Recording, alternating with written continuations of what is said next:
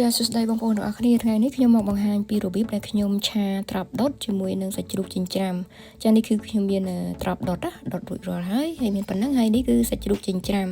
ខ្ញុំមានមួយកូនចាហ្នឹងហើយនេះគឺស្លឹកខ្ទឹមដែលខ្ញុំហាន់តូចប៉ុណ្ណឹងហើយនេះគឺម្សៅស៊ុបហើយនឹងស្ករសចាហើយនេះគឺមើមខ្ទឹមសចិញ្ច្រាំរួចហើយនឹងគល់ខ្ទឹមចានេះគឺទឹកត្រីបន្តិចហ្នឹង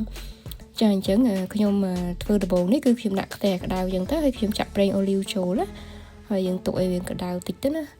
បន្ទាប់មកខ្ញុំចាក់មើមខ្ទឹមសដែលចិញ្ច្រាំមកហ្នឹងហើយនឹងគល់ខ្ទឹមចូលទៅតែម្ដងបងប្អូនចាខ្ញុំបញ្ជាក់ជូនបន្តិចតកតងទៅនឹងការធ្វើមុខម្ហូបមួយនេះគឺខ្ញុំប្រើទឹកត្រីបងប្អូនទឹកត្រីនោះគឺខ្ញុំដាក់លាយទឹកឆ្អិនបន្តិចហើយលាយទឹកស៊ីអ៊ីវបន្តិចណាចាឥឡូវបន្តទៀតនេះគឺខ្ញុំដាក់សាច់ជ្រូកចិញ្ច្រាំចូលទៅហើយខ្ញុំឆាច្បល់ជាមួយនឹងមើមខ្ទឹមសដែលចិញ្ច្រាំមកហ្នឹងហើយនឹងគល់ខ្ទឹមអញ្ចឹងទៅណា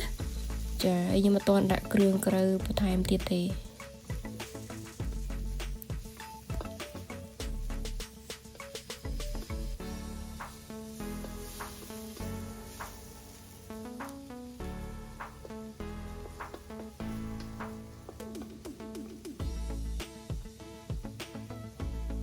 ចាអញ្ចឹងជាបន្តទៀតគឺខ្ញុំដាក់ទឹកត្រីនេះទឹកនេះមានទឹកត្រីលាយទឹកត្រីបន្តិចហើយមានលាយមួយទឹកស៊ីអ៊ីវបន្តិចហើយនឹងខ្ញុំដាក់ទឹកឆ្អិនចូលទៅបន្តិចដែរបងប្អូនមកកូនចានមិញហ្នឹងចាខ្ញុំលាយគ្រឿងហ្នឹងឥឡូវខ្ញុំឆាច្បល់វាបន្តិចបន្ទាប់មកទៀតខ្ញុំនឹងដាក់ម្សៅស៊ុបហើយនឹងស្ករសចូលចា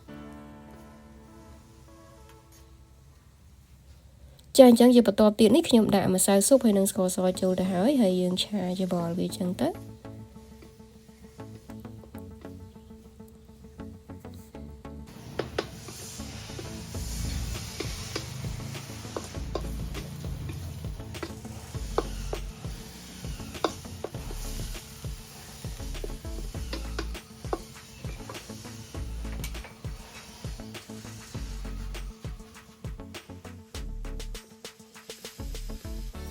ចាអញ្ចឹងជាបន្តទៀតខ្ញុំដាក់ត្រប់ដុតនេះចូលណាហើយយើងឆាច្បល់ត្រប់ដុតហ្នឹងជាមួយនឹងសាច់ជ្រូកចិញ្ច្រាំអញ្ចឹងណាបងប្អូនចាហើយមុខម្ហូបមួយនេះគឺឈ្ងុយត្រប់ដុតហើយងាយស្រួលធ្វើទៀត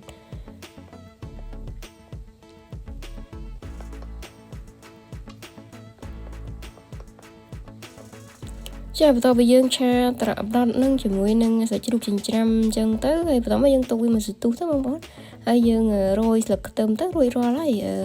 មុខម្ហូបឆាត្រប់ដុតជាមួយនឹងសាច់ជ្រូកចិញ្ច្រាំ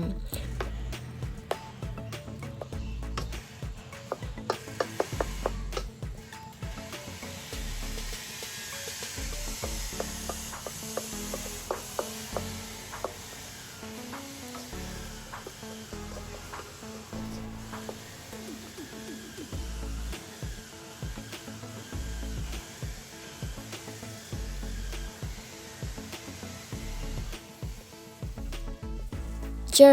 បន្តមកនេះគឺខ្ញុំដាក់ស្លឹកខ្ទឹមចូលអញ្ចឹងបងប្អូនយើងរោយស្លឹកខ្ទឹមអញ្ចឹងទៅហើយបន្តមកយើងឆាច្បល់តិចទៅណា